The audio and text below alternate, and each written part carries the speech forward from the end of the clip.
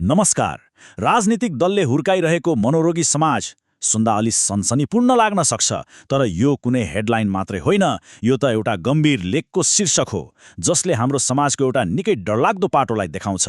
आज हामी यही विषयमा गहिरिएर हेर्नेछौँ कि कसरी राजनीतिक संरक्षणमा डिजिटल हिंसा एउटा सामाजिक मनोरोगको रूपमा फैलिरहेको छ। यो कुरालाई बुझ्नको लागि स्रोतलेखले एउटा चलचित्रको उदाहरण दिएको छ। द हाउसमेड नामको यो फिल्मले हाम्रो समाजको त्यो तस्विर देखाउँछ जुन हामी अक्सर हेर्न चाहँदैनौँ वा देखेर पनि नदेखे झैँ गर्छौँ। यो फिल्मको कथाले एउटा एकदमै महत्त्वपूर्ण प्रश्न उठाउँछ। समाजमा एकदमै प्रतिष्ठित, सम्मानित देखिने अनुहारहरूको पछाडि कस्तो अँध्यारो लुकेको हुन सक्छ। यो बाहिरी आवरण र भित्री यथार्थ बीचको खाडलको कथा हो। अब यो फिल्मको कथा त भयो, तर यो केवल फिल्मको कथा मात्रै होइन। यसले शक्तिको दुरुपयोग गर्ने त्यो तरिकालाई देखाउँछ जुन हाम्रो समाजमा बारम्बार देखिन्छ, जहाँ बाहिर हेर्दा सबै ठिकठाक एकदमै आदर्श देखिन्छ, तर भित्रभित्र हिंसा र नियन्त्रणको डरलाग्दो खेल चलिरहेको हुन्छ। जब पावरमा भएका मान्छेहरूको गल्ती बाहिर आउँछ नि, उनीहरू के गर्छन् त सिधै अरूलाई दोष लगाइदिन्छन्। यो खेल नयाँ होइन र यसलाई बुझ्न एउटा चर्चित अन्तर्राष्ट्रिय घटनालाई हेरौँ। एकछिन सोच्नुस् त, यो घटनामा पावर कसको हातमा थियो होला? एकातिर संसारकै सबैभन्दा शक्तिशाली देशको राष्ट्रपति, अर्कोतिर भर्खरै आफ्नो करियर सुरु गरेकी एक 22 वर्षीय युवती। यहाँ शक्ति कुनै पनि हालतमा बराबर थिएन। अनि अचम्मको कुरा के भयो भने दोष ती युवतीलाई नै दिइयो। यसले के देखाउँछ भने शक्तिशालीलाई बचाउन कथा कसरी बङ्ग्याइन्छ, जहाँ पीडितलाई नै दोषी देखाइन्छ। र यही कुरा आज हाम्रो डिजिटल दुनियाँमा झन् डरलाग्दो तरिकाले भइरहेको छ।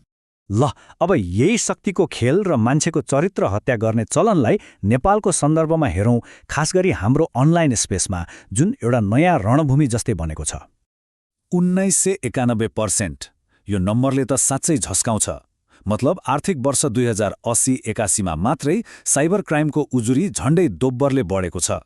यो सामान्य वृद्धि होइन, यो त एउटा महामारी जस्तै फैलिरहेको सङ्केत हो। अब प्रश्न आउँछ, यस्तो उजुरी गर्नेहरू को हुन् त? तथ्याङ्क हेर्दा एउटा कुरा एकदमै छर्लङ्क देखिन्छ।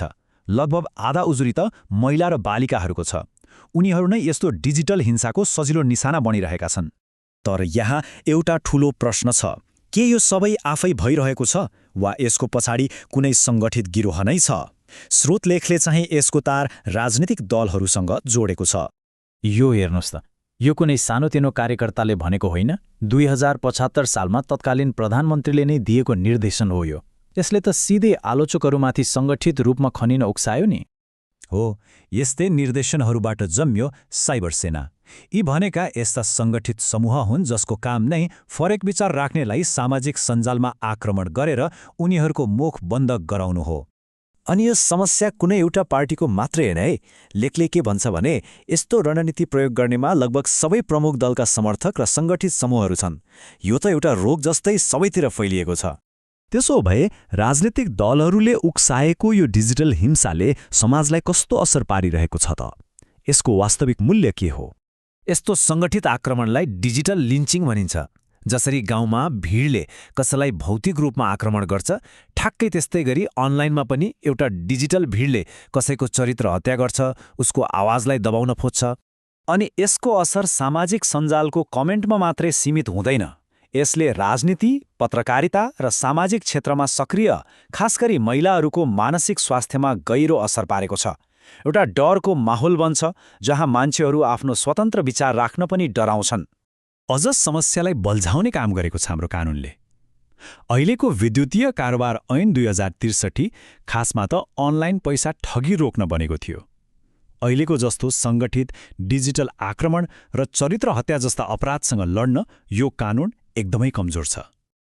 अब यति सबै विश्लेषणपछि लेखले हाम्रो समाजको बारेमा एउटा निकै डरलाग्दो तर शक्तिशाली निष्कर्ष निकालेको छ।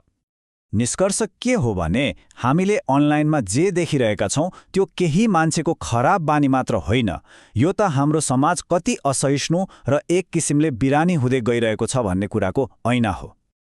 र अन्तमा यो सबै कुराले हामीलाई एउटा गम्भीर प्रश्नमा ल्याएर छोडिदिन्छ। यदि राजनीतिक दलहरू आफैले यस्तो अनलाइन हिंसाको संस्कृतिलाई मलजल गरिरहने हो भने नेपालमा अभिव्यक्ति स्वतन्त्रता र लोकतन्त्रको भविष्य कता जाला? यो प्रश्नमा घोत्निनु एकदमै जरुरी छ।